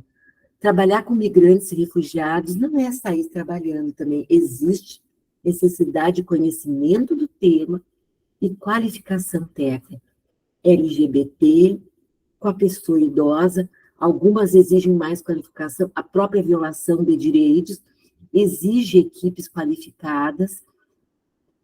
E eu sei que tem uma discussão, que eu não sei quanto ela ainda é verdadeira, porque não chegou para nós, aí, Norma, eu acho que não chegou, não está no Conselho esta discussão ainda, a Norma pode, e a Edna nos falar melhor depois. Mas se existe a necessidade realmente de ter um CRAS e um CREAS separados, se não deveriam estar, mesmo com estas especificidades de público e de tipos de atendimento, né, estarem mais juntos, com um trabalho mais integrado. Eu sei que existe alguma coisa sendo discutida, mas ainda não chegou no ponto de avançar. A tipificação, sim, isso já está maduro, já existe, pelo que eu saiba, reconhecimento da necessidade de avançar na tipificação, e o MINES tem uma comissão permanente que discute a tipificação, né, com representações de todo o Brasil, para que se traga as especificidades de todas as regiões no olhar da tipificação, né, dos serviços, projetos e programas. Não sei se eu consegui fazer uma síntese, Dalila. Sim, foi bom. Sempre joga luz, nós estamos sempre discutindo, né? Obrigada, sim. Agora, eu acho que tem que para coordenar aí, para colaborar com a Tatiana. A Tatiana e depois o Alexandre. Leila, eu só faço eco à questão da tipificação, porque nós atuamos numa entidade de qualificação profissional, né, de aprendizagem profissional. E a aprendizagem profissional, como a TIP é de 2009, ela não consta na TIP. E aí nós temos que nos pautar as defesas, seja nos conselhos ou no CNAS, numa resolução do CNAS. E aí sempre tem a briga, não, mas não está na TIP. Não, mas tem a resolução. Não, mas não está na TIP. Então, é bem exaustivo e a depender do local, se bate pé na TIP, né? Então, a gente não deixa de atender os usuários, porém, temos sempre essa questão da ausência de tipificação. A socioaprendizagem é uma discussão antiga do Conselho Nacional que continua no limbo, entre outras, né? Por isso, entre outras, né? Por isso que existe uma discussão forte de revisar a tipificação. Atualizar, né? Atualizar, né? Para o momento atual das exigências de proteção social. Porque né? O próprio SEBAS, quando ele traz lá a assistência social, ele traz a socioaprendizagem. Então, tem uma desconexão, bem como o tempo passou e precisa dessa atualização, né? Mas aí, o que acontece? Nada é solto, né? Aí, Dalila pode ajudar também, mas a tipificação, ela foi criada amarrada ao financiamento. Se tu amplia a tipificação, que é cenário nacional, tu tem que ampliar o financiamento. Né? Então, nada é de graça e nada é por acaso. Né? Então, mexer na tipificação... Quando eu estava em 2012 no Conselho Nacional, já se discutia. Mal se conseguiu inserir, por luta da sociedade civil, que não abriu mão, o serviço de convivência para adultos, né? Colocar a pessoa com deficiência em vários públicos, no público de várias ofertas, porque não aparecia, mas não conseguimos falar de imigrantes, não conseguimos falar mais profundamente das calamidades e emergências, enfim, ainda ficou muito mal conseguimos isso, né? Mal conseguimos isso com muita dificuldade, porque mexer na tipificação é rever o financiamento. Mas, assim, eu acho, ainda nessa sequência do financiamento, por quê? Porque, pelo que eu entendo, neste período de governo, que se pensou no seguinte, pela primeira vez se pensou que precisava financiar os municípios. E então, é o seguinte, se você tem mais pessoas sendo atendidas no serviço de convivência, você tem mais recursos. Então, eu concordo, vocês estão querendo mostrar isso como uma contradição que favorece ou não? Porque, na verdade, pela primeira vez nós tivemos recursos para o SUAS, claro, o SUAS não existia, e quando começou, a ideia era, temos que financiar para que a política avance. Senão, você pode ver, onde não há recursos, não há programas. Veja, por exemplo, imigrantes e refugiados. Eu atuo com isso há 10 anos aqui no Estado. Não tem R$1, ninguém faz o trabalho. É isso aí, Dalila. Na realidade, assim, ó... Não é barra isso. Na realidade, é lutar pela proteção social que é devida pela política pública e com um orçamento justo para dar conta de todas essas questões que a gente tem abordado. Então, é uma luta que nós temos que avançar. Sim. E recompor esses orçamentos, exato, mas também atualizando, né, as demandas dos usuários, né?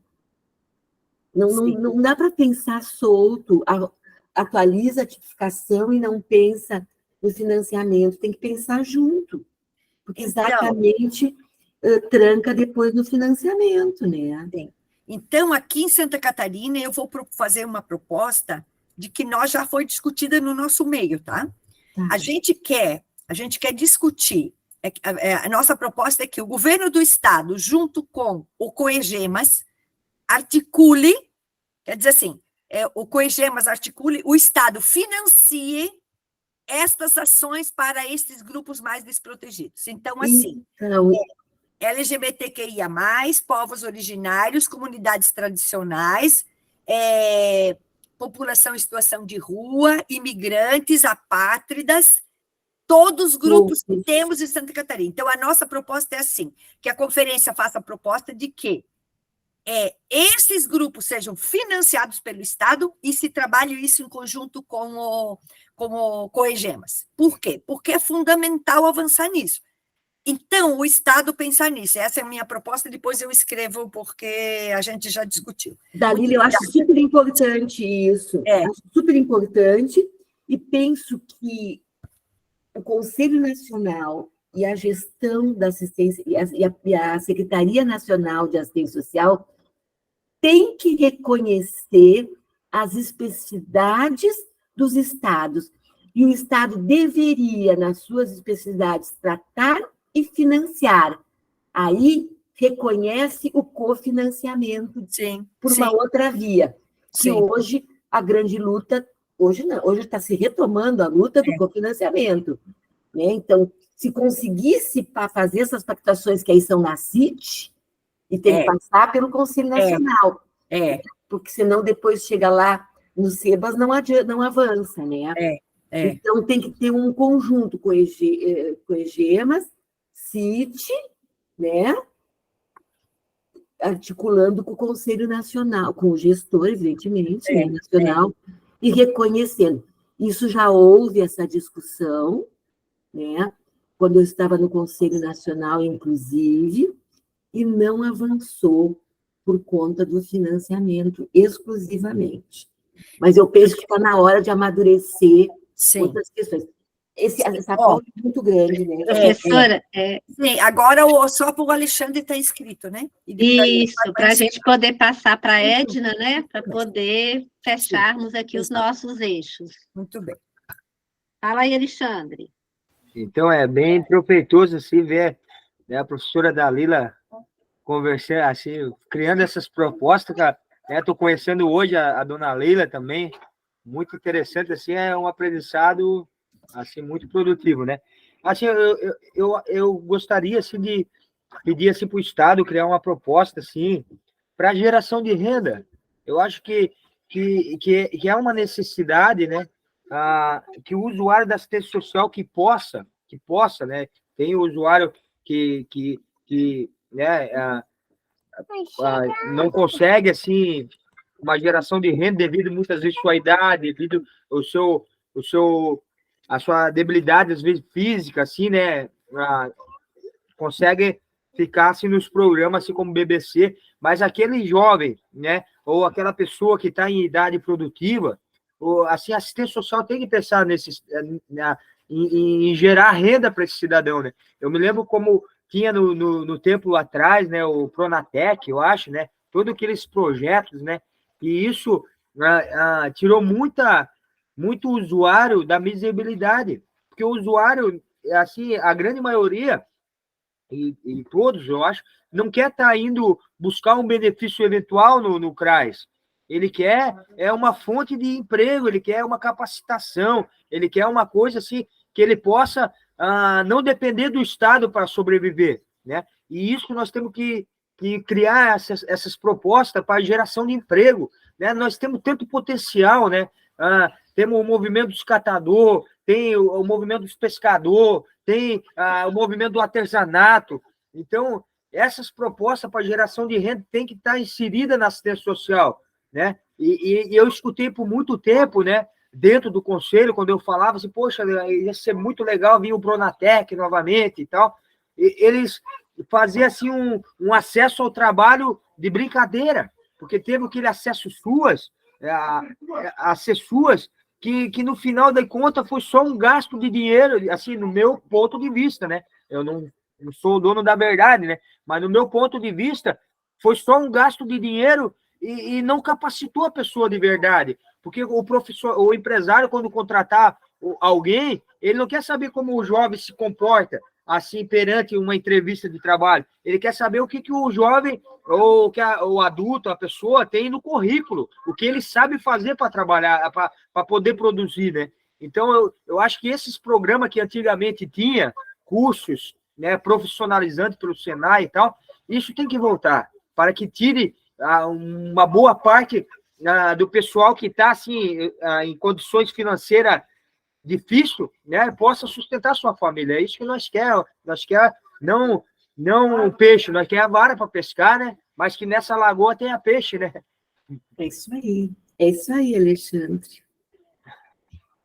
Hoje a geração de renda na assistência social está no assessoramento, defesa e garantia de direitos, que são 2 categorias da assistência que não tem financiamento público. Verdade, né? Leila, a gente agradece muito, né, a sua contribuição. Nossa, que coisa boa, né? Espero que a gente possa ter inspirado aí muitas propostas, né? E muitas reflexões sobre esse eixo. E a gente vai agradecendo aí, já pedindo a Edna para poder vir contribuir com a gente. A Edna colocou algumas coisas lá no chat, né? Para incluir a pessoa com deficiência em todas essas reflexões, porque a gente não pode esquecer disso, né? Dessa inclusão que é super importante aí. Edna, então, com você, o eixo 5. Boa noite a todos. Estou aqui falando diretamente de Canoas. Vocês estão me ouvindo?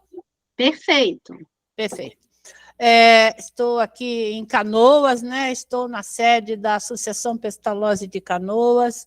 Vou fazer minha autodescrição. Sou uma jovem idosa, aos 64 anos, cabelos brancos já também, curtos, estou usando um óculos de aros vermelhos, uma blusa cinza, porque aqui está frio, uma blusa cinza e uma preta sobre essa cinza, e um fone com um microfone aqui para poder ouvir e falar melhor com vocês. Sou conselheira do CNAS, represento lá o segmento de entidades, faço parte da Federação Nacional das Associações Pestalozzi no Brasil, que é voltada ao atendimento de pessoas com deficiência intelectual ou múltipla. E aí, por isso, o nosso pedido aí dessas inclusões, quando falamos. E vamos falar um pouquinho, depois de ouvir de financiamento, ouvir do controle social, que é fundamental, e os serviços e a interface deles, vamos falar um pouquinho sobre a benefício e transferência de renda. E tão importante esse assunto, né? Que... Claro, não podemos ficar exatamente como o Alexandre disse, né, só com benefícios, mas eles são fundamentais para que nós possamos sair daquela situação de vulnerabilidade. E, além disso, né, a transferência de renda ela é fundamental para que a gente tenha essa condição em determinadas situações, né, de vulnerabilidade, de conseguir sobreviver e encontrar formas de dar o sustento para a família e para si próprio, né? Temos os benefícios mais tradicionais de transferência de renda, que é o BPC e o Bolsa Família, que retornou, né?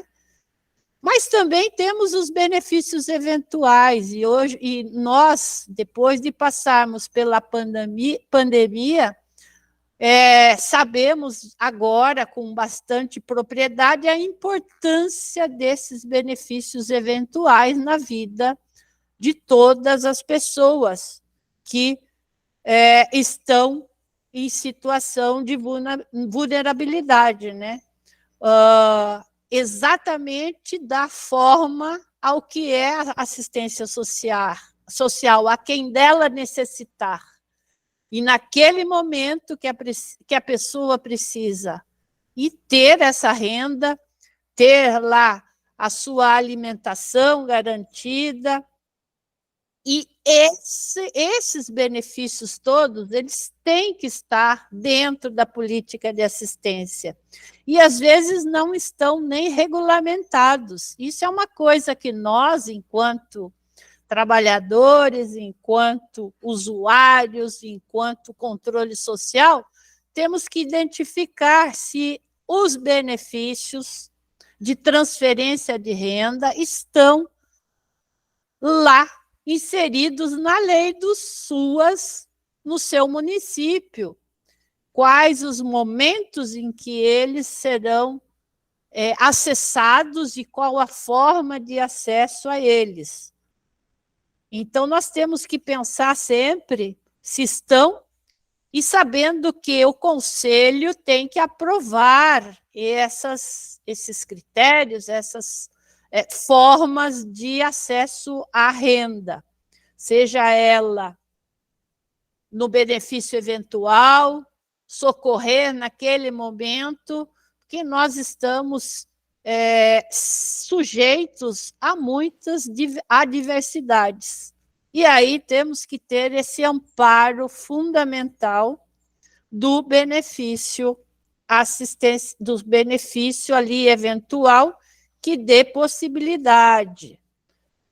E muito importante para este momento, que é de reconstrução, de reordenação dos SUAS, que nós pensemos estratégias de fortalecer o que há e de ampliar o acesso, né? Não só ao BPC, mas também aos benefícios eventuais. Percebemos durante a pandemia o quanto foi necessário termos condições de enfrentar essas adversidades que ocorreram em razão da pandemia.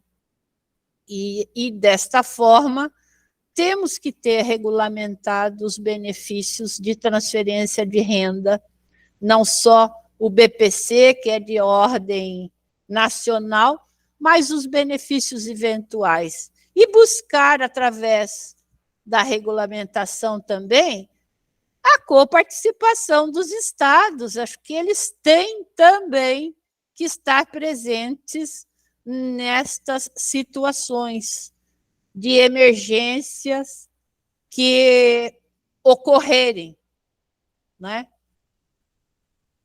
Como pensarmos, né, um grande desafio que eu vejo é como pensarmos o enfrentamento às desigualdades sociais e às regionalidades, porque uma necessidade aqui agora na região sul é o frio, muito grande. E aí, né? Nós temos que ter as adversidades todas pensadas. Por isso é importante também lá a vigilância socioassistencial. Então, se vocês perceberem, todos os temas estão interligados um ao outro. Um não fala por si só. Não adianta termos um benefício sem ter um serviço que dê suporte à continuidade da superação da vulnerabilidade. Então, é fundamental que nós pensemos aí como que estão os critérios aí, a regulamentação dos acessos aos benefícios de transferência de renda, mas também de serviços que sejam conectos para que possa ter continuidade na superação daquela vulnerabilidade. E nós percebemos também, no pós-pandemia, o quanto surgiu de necessidades além do que já tinha de serviços definidos, né? e o quanto foi necessário a alimentação também, o acesso à alimentação. Então, talvez possamos pensar, né, em mudanças de cesta básica para um benefício mais permanente, mais consistente, e que cada um possa escolher o seu alimento, né? Precisamos ter essas ideias, né, arrojadas e buscar mesmo dar efetivação a essa transferência de renda que venha a trazer uma melhor qualidade de vida, que venha dar um suporte fundamental para a superação daquela vulnerabilidade emergencial, inclusive. E muitos locais ainda estão pensando no benefício eventual aí, na transferência de renda, como um assistencialismo, e nós precisamos sair disso. Nós precisamos tornar um benefício efetivo da área da assistência social, da política de assistência. Creio que a gente pode, ideias de situações que já enfrentamos, pensar em potencializar benefícios de transferências de renda que deem mais qualidade de vida e que, sim, sejam uma forma de auxiliar na superação. Juntando aí já com o que o Alexandre falou, também não adianta eu dar um benefício e não ter um serviço que me dê, que mude a minha situação, que eu possa, através daquele atendimento, me superar aquelas vulnerabilidades. E o quanto é diversa. A vulnerabilidade ela é muito grande. Uma pessoa com deficiência tem as vulnerabilidades ampliadas, aumentadas. O grande situação que vimos e que vemos, né, é os cuidadores também, o quanto precisamos pensar nos cuidadores, o quanto precisamos pensar até em renda para o cuidador, porque o cuidador não pode executar outra atividade em muitas situações. E aí está dentro da área da renda, da transferência de renda também esse cuidado, né?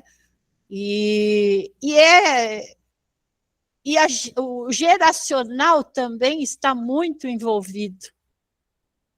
Nós temos crianças que precisam ser cuidadas, mas nós temos idosos que precisam ser cuidados. E quem vai cuidar? Normalmente são pessoas idosas, às vezes. E essa pessoa também precisa de cuidado. Então, temos que enfrentar isso e pensarmos como trabalhar essa transferência de renda para que realmente a qualidade de vida possa ser alcançada, que realmente a gente possa dizer, este público precisa disso e vai ter este suporte. Enfim, acho que são algumas discussões. A Leonice está colocando aqui que a renda básica é fundamental, é isso mesmo, né? Trabalharmos por uma renda básica também concordo que é imprescindível, e buscarmos no nosso município o que é que tem, como fazer essa regulamentação e como colocar lá, né? Será que eu preciso só dar uma cesta básica quando a pessoa perde a sua casa, a sua moradia? quando a pessoa perde a sua renda, se pensarmos na pandemia, muitas famílias perderam a renda, porque tinham que ficar com os filhos em casa. Ah, mas aquela pessoa tem uma ótima casa. Sim, mas não tem como se manter mais. Então, são coisas que a gente tem que trabalhar quando a gente fala em transferência de renda. Não é só um dar. As pessoas precisam entender isso, que muitas vezes ainda há preconceito sobre transferência de renda, mas ela é essencial na vida de muitas pessoas.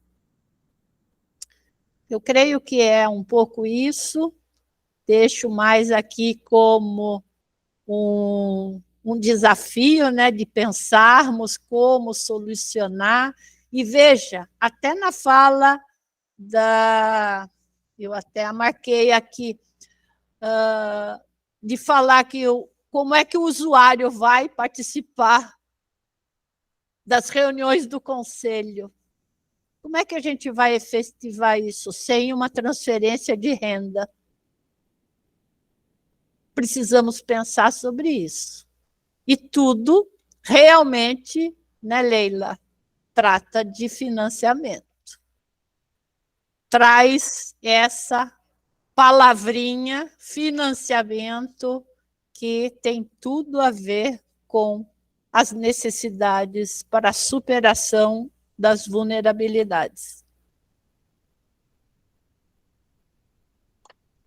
Nossa, excelentes as reflexões, né, professora Edna? Perfeita aí em tudo que ela trouxe para a gente com relação à questão dos benefícios. O Alexandre já tinha colocado uma proposta lá, ele já foi pensando enquanto a Edna estava falando, né? Olha, muito bacana, Alexandre. Ó, 1000 ideias.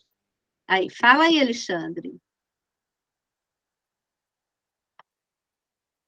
Está com o microfone fechado. Desculpa, pessoal. Na verdade, eu só queria reforçar essa proposta mesmo, porque é uma proposta assim que eu nunca tinha pensado, né? E o seminário me fez pensar nessa situação dos órfãos com Covid, né? Dos órfãos da Covid, né? Isso é um caso muito sério, né? Que a gente tem que batalhar muito, né? Para conseguir um benefício que venha a ser permanente, né? Para esses órfãos, né? E essa proposta da dona Edna também, dos cuidadores, também super apoio, né? E é isso aí, pessoal. Temos que criar bastante proposta boa, assim. Obrigado. A bateria vai acabar. Eu quero só dizer que a minha bateria está quase acabando, tá? Se caso sair, que o meu carregador estragou. Mas nós estamos fechando também já. Né? Obrigado, pessoal. Heloísa, né? Não, eu quero só, como é que se diz, fomentar, né, a questão da renda básica, né? Em outros países nós temos, né, já temos a renda básica, né? Então eu acho que resolveria assim de uma forma mais efetiva, né, a vulnerabilidade, principalmente aos órfãos do Covid, né? Muita gente ficou desempregado, muita gente ficou, né, com sequela de doença, e é uma coisa que tem que ser intersetorial, né? E outra coisa também, por exemplo, que eu vi aqui em Santa Catarina, que o Estado incentive, né, e apoie, né, os municípios da cesta básica em cartão, em pecúnia. Aquilo que a professora Edna falou, que, né, eu, pelo menos, sou uma pessoa que tem intolerância. Eu tenho intolerância à lactose e a glúten. E eu recebi a cesta básica e eu engordei, eu tive problema, eu fiquei inchada, porque eu tinha que comer aquilo, né, que eu podia, né, que eu recebia. Então, e a gente até teve em pecúnia aqui, mas não foi exatamente até o período que tinha sido. Quando chegou um certo período, foi cortado. A gente conseguiu até R$250, assim, no CMS. Só que eles não cumpriram o período totalmente, né? Então, eu acho que realmente as cestas básicas elas têm que ser em cartão e pecúnia. É isso que eu queria só fortalecer aqui. Professora, eu acho que Sim, agora a senhora vamos podia, fechando. né? Vamos fechando. Só queria agradecer, né, a participação de todos, né, todas, e espero que a gente tenha outros momentos como esse, né, antes da conferência. Obrigada. Foi muito enriquecedor. Com certeza os agradecimentos são para todos, especialmente para a Edna, para a Leila, para a Norma, não é? Que trouxeram falas maravilhosas, e todas as pessoas que contribuíram. Certamente, se nós tivéssemos mais 2 horas, o pessoal ia entrar e falar, mas a gente sabe que as pessoas estão meio que se controlando. Em relação a essa questão do recurso em pecúnia, as pessoas perguntam, sim, mas e daí tem município que está pagando uma mixaria? Gente, eu acho que hoje o cartão, no mínimo, tem que ser 25% do salário mínimo para cima, tá? 25% do salário mínimo hoje seria 300, deixa eu ver, fiz as contas aqui agora, R$330. É o mínimo, gente, para que a pessoa possa ir fazer uma comprinha de 330 para a sua família. É pouco, mas assim, no mínimo isso. Então, a Vânia Dias quer levantar, é da Pastoral da Criança. Vânia, pode falar, e depois nós vamos encerrar. Fala, Vânia. Vou falar rapidinho, tá, pessoal? Boa noite, né? Eu tô deitadinha aqui, então hoje eu tô de preto na foto ali. Não, eu tô debaixo das cobertas aqui, daí para dar a minha descrição. Sobre só o cartão, hoje eu fiquei feliz, né, que nós de Porto Belo fomos um dos últimos, eu acho, né, aqui de Santa Catarina, que foi, a gente estava em conselho, né, com o CMAS e aprovado o cartão. E também colocamos em pauta para ir para a Câmara, para que seja um salário mínimo cartão, porque em Porto Belo não existe aquele aluguel, né, eventual, auxílio aluguel eventual, né, alguma coisa assim, não existe. Aluguel então, social. Aluguel social ou benefício eventual, um dos dois. Okay. Então talvez a gente pensou nessa possibilidade, porque também colabora e ajuda, porque o aluguel é muito caro, né? Sim. Então, eles colocaram em pauta as meninas aqui, e a gente vai na Câmara buscar por isso. É muito, né? Que de 219 foi para 330, é isso, né, prof. Dalila? E então a gente está querendo, né? Até achei a Lucy foi maravilhosa, que é a presidente do CMAS ali, ela bateu nessa tecla e ela quer tentar. Um não a gente já tem, mas a gente vai tentar isso, é só para reformular, que a gente ficou muito feliz, né? Em poder estar junto e aprovar, e vamos esperar que dê certo. Isso, na verdade, Leila, Vânia, tem que entrar na lei dos benefícios eventuais. Nós conseguimos no nosso município um salário mínimo em espécie para vulnerabilidade, situação de vulnerabilidade. Então, precisa, e é em espécie, e aí o assistente social ou quem libera pode liberar por mais de meses, pode liberar por 3 meses, por 4 meses. Então, é importante, o salário mínimo está baixíssimo. Mas, com certeza, pessoal, nós não vamos conseguir apresentar as sínteses aqui agora, mas queria dizer que estão todas anotadas. Eu fiz toda a cópia, eu acho que a nossa Paola também, toda a cópia do chat. Então, temos todos os endereços, todos os comentários. E nossas capacitações são mensais, queridas e queridos que aqui estão hoje à noite. Além de conseguirmos os endereços de vocês, nós vamos passar. Venham de novo no mês seguinte. Nós, cada mês, temos um assunto diferente.